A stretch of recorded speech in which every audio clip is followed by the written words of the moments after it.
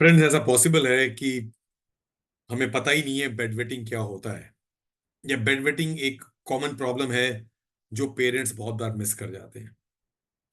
बिस्तर गीला हो जाना जब हम डीप निद्रा में हैं और सो रहे हैं, ये बच्चों में कॉमन है, ये बुजुर्गों में भी कॉमन है। लेकिन इसकी डिस्कशन नहीं हो पाती है, इसके बारे में इतनी बातचीत नहीं होती है। और इस पे आज जरा गौर इसलिए करते हैं बिकॉज आज 31 मई 2024 है, जिसे हम कहते हैं वर्ल्ड बेड वेटिंग डे। तो ये जागरूकता की एक कोशिश है जो इस प्लेटफॉर्म से और बहुत से प्लेटफॉर्म से आनी चाहिए, जहां हम अपने पेरेंट्स को जगाएं। जितने भी पेरेंट्स हैं, उनके बच्चे अगर 6 से 15 साल की उम्र में हैं, तो उन्हें पता होना चाहिए कि यूरिन की जो रात की कॉन्टिनेंस है, रात की जो कंट्रोल है, वो धीरे धीरे पहले 1 से 5 साल के बीच में डेवलप हो रही है। बिकॉज माताएं अपने बच्चों को सिखाते रहती हैं कब पेशाब करना है, कपड़े में नहीं करना है, टॉयलेट तक जाना है। इस तरह से अलग अलग माइलस्टोन्स क्रॉस करते हुए माइलस्टोन्स बच्चे ग्रो करते जाते हैं। और 5 साल तक लगभग ऐसा होता है कि 50, 75, 85% लोग, बच्चे, अपनी यूरिन की कंट्रोल ले आते हैं रात को, दिन में। और अच्छी खुशी होती है कि ये सब बच्चे रात को जग के भी पेशाब कर सकते हैं, ये रात को पूरी कंट्रोल रखते हैं। लेकिन ऐसे बहुत से बच्चे हैं जिनकी शायद मात्रा कितनी है शायद पता कभी नहीं चलेगा, बिकॉज ये इतनी रिपोर्ट नहीं होती, ये इतनी बताई नहीं जाती है। लोग शायद शर्म के मारे में बताना नहीं चाहते, या पेरेंट्स इसे नॉर्मल समझते हैं, इसके बारे में डिस्कशन नहीं करते, या सोचते इसकी ट्रीटमेंट नहीं होगी बिकॉज बड़े भैया की ट्रीटमेंट नहीं हुई थी, वो ठीक ठाक हो गए थे। तो हाँ, कुछ प्रतिशत बच्चे 6 से 15 साल की उम्र में धीरे धीरे शनै शनै इंप्रूव कर सकते हैं, और उनकी रात की जो बिस्तर गीला करने की जो बातचीत है, वो शायद इंप्रूव हो सकती है। लेकिन हर किसी की नहीं होती। मैं डॉक्टर संजय पांडे, कोकिलाबेन धीरूभाई अंबानी अस्पताल के यूरोलॉजी डिपार्टमेंट से आपसे इसीलिए इस सब्जेक्ट पे बात कर रहा हूं, जिसे हम बेड वेटिंग या एन्यूरेसिस कहते हैं। क्योंकि ये अनफॉर्चुनेटली बहुत ही कॉमन प्रॉब्लम है, और इसकी डिस्कशन नहीं होती, इसकी ट्रीटमेंट भी बहुत हद तक मिस की जा सकती है। लेकिन होता क्या है, दो उन अच्छे बच्चों के बारे में सोचिए। एक जो 15 साल का है या 16 साल का है, जो अपने घर में हर रात हर हफ्ते बेड वेटिंग करे जा रहा है। कभी रात को 2 बार बेड बिस्तर गीला होता है, कभी हफ्ते में 3 बार बिस्तर गीला होता है।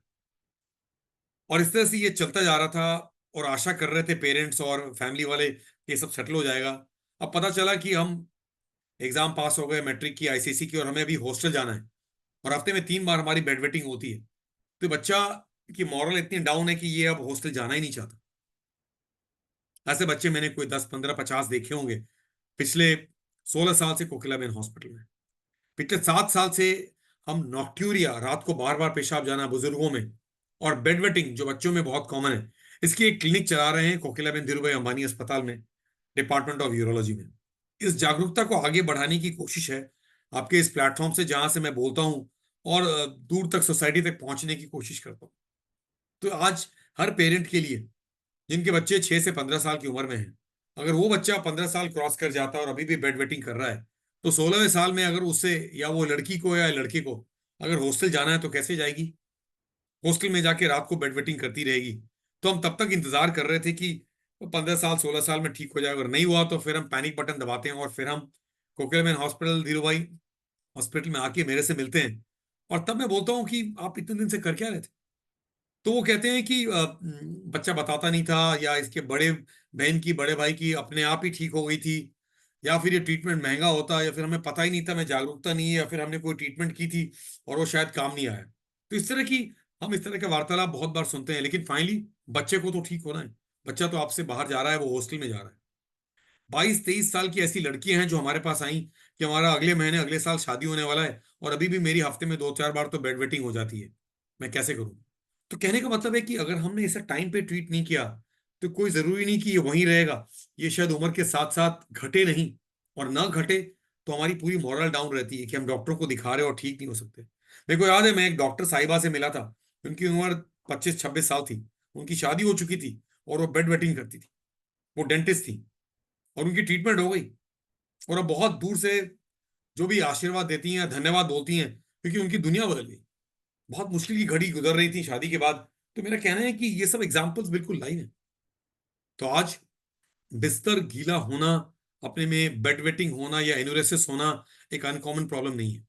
मैं इसे एक माइलस्टोन डिसऑर्डर मानता हूं, जो शायद 5 साल के बाद बच्चों में 6 साल से 15 साल की उम्र में पूरा डेवलप नहीं हो पाया। उसे डेवलप करने की जरूरत है, उसे वहां ले जाने की जरूरत है जहां ये माइलस्टोन डेवलप हो जाए। ये हो नहीं पाता बहुत बार, क्योंकि हम as parents, as doctors, as teachers, as society इस चीज को वहां तक ले ही नहीं जाते। इसकी ट्रीटमेंट है, इसके बहुत इन्वेस्टिगेशंस नहीं है। आपकी बातचीत, ये वार्तालाप जो हमारे इस टेबल पे होता है, इस डिपार्टमेंट में जहां मैं बैठ के मरीजों को देखता हूँ सुबह से शाम तक, इससे हमें बहुत आइडिया मिलता है कि हम कैसे इस चीजों को ट्रीट करने की कोशिश कर रहे थे, इसकी एविडेंस क्या है और इसकी एक्सपर्टीज कैसे आगे ले जाए। तो ये पेरेंट्स से रिक्वेस्ट है कि अगर आपका बच्चा 6 साल का है, 8 साल का है, 12 और 15 साल का है, और हफ्ते में एक बार या हफ्ते में 7 बार बेड वेटिंग करता है, तो अवश्य आए, अवश्य आके दिखाएं और इसको जड़ से खत्म करें। इसकी ट्रीटमेंट है, इसकी बहुत बिहेवियरल ट्रीटमेंट होती है जो हम आपको बताते हैं, आप करते हैं। पानी की मात्रा शाम रात को कम करते हैं, बेवरेजेस कम लेते हैं, खाने पीने में 2 घंटे का गैप रखते हैं खाने और सोने के बीच में। कुछ दवाइयां होती हैं जिन दवाइयों को सही डोज से देते हैं, उनको एस्केलेट करते हैं, डी एस्केलेट करते हैं और फाइनली ठीक करते हैं। तो ये जागरूकता बहुत जरूरी है, और जागरूकता हमें मानना पड़ेगा कि बहुत हद तक मिसिंग है। तो किडनी के लेवल पे यूरिन बहुत ज्यादा प्रोड्यूस हो रही है, क्योंकि आर्जिनिन वैसोप्रेसिन मैकेनिज्म जो है डिफेक्टिव है। वो माइलस्टोन के आधार पे, माइलस्टोन के विपरीत चल रहा है, जबकि माइलस्टोन के आधार पे वो लेवल को डेवलप नहीं हो पाया। तो अगर हम इस माइलस्टोन डिसऑर्डर को स्टेबलाइज करें और बच्चे की जर्नी को हैंड होल्ड करें, जहां वो मॉरली डाउन ना हो, जहां वो स्कूल में अंडर परफॉर्मर ना बने, जहां वो घबराए नहीं, तो हमारे लिए बहुत जरूरी है। ऐसा नहीं है कि हम हर किसी को मोनोसिम्टोमेटिक एन्यूरेसिस में ही देखते हैं, मतलब सिर्फ रात के बच्चों की लीकेज को नहीं देखते। बहुत बार बच्चे दिन को भी कपड़ों में लीक कर देते हैं, रात को भी लीक करते हैं। बहुत बार उनकी न्यूरोजेनिक ब्लैडर्स होती हैं, जिसमें बच्चा गीला ही रहता है, डायपर में रहता है। बहुत बार बच्चे स्कूल जाने से डरते हैं, बहुत बार बच्चे डायपर पहन के घूमते रहते हैं। तो इन सब चीजों पे आई थिंक पेरेंट्स को गौर करने की जरूरत है। और हम एज बिजी पेरेंट्स अपनी लाइफस्टाइल में बच्चों की कंपैरिजन में कि एक बच्चा ठीक हो गया तो दूसरा भी अपने आप ठीक हो जाएगा, ये हर समय सच नहीं होता। तो फ्रेंड्स, कोकिलाबेन धीरूभाई अंबानी अस्पताल के डिपार्टमेंट ऑफ यूरोलॉजी से मैं डॉक्टर संजय पांडे विदा लेता हूं, ये बोलते हुए कि आज 31 मई 2024 को हम वर्ल्ड बेडवेटिंग डे कहते हैं, इस जागरूकता में कि कोई बच्चा रात को बेडवेटिंग ना करे। इस चीज को एबॉलिश करने की जो कोशिश है वो इस जागरूकता में छिपी हुई है, जो सालों साल मई के महीने में मनाई जाती है। रात भर डायपर में ना रहें, बेड गीला ना हो, बार बार जाना ना पड़े, और फिर इस तरह से उम्र बढ़ती जाए और ये पूरी ट्रीटमेंट ना हो पाए। ये इस चीज की कोशिश में हम आपसे आगे आके विनती करते हैं कि अब इसके बारे में गौर करें। आपके रिलेटिव, आपके नेबरहुड में आपका अपना बच्चा ऐसा अगर है कि 6 से 15 साल की उम्र में है, तो उसकी मॉरल बढ़ाने के लिए, उसकी परफॉर्मेंस बढ़ाने के लिए, उसको अपने आप को कॉन्फिडेंस और दुरुस्त पाने के लिए हर रात को बेड वेटिंग होकर के डांट सुनने की जरूरत नहीं है। उसके लिए ड्राई नाइट्स होना चाहिए और गुड मॉर्निंग्स होना चाहिए, और इसमें आपका योगदान बहुत हद तक रहेगा।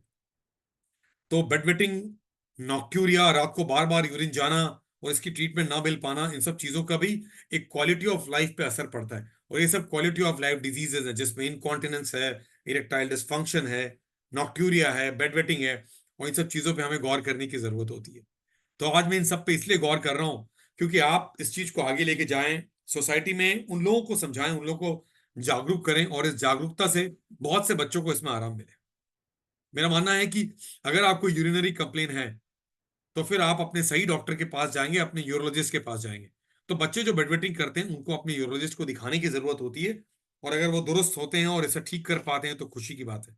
वरना हम यहाँ कोकिलाबेन धीरूभाई अंबानी अस्पताल अंधेरी वेस्ट मुंबई में बैठे हुए हैं, और हर बच्चे को ड्राई देखना चाहते हैं जो रात को बेड वेटिंग कर रहे हैं।